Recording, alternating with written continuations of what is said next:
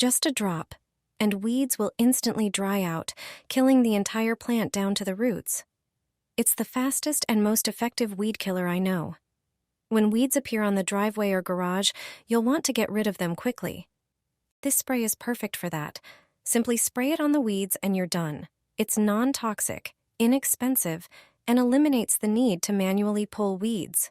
The spray will eradicate the entire plant, roots and all. To make the spray, mix about 500 milliliters of water with 1 tablespoon of salt until dissolved. Then add 200 milliliters of vinegar and mix again. Transfer the mixture to a spray bottle. Shake well before use. For best results, apply on a sunny day to maximize the drying effect on the weeds. You'll see them dry out quickly. Once they're dry, removing them is a breeze.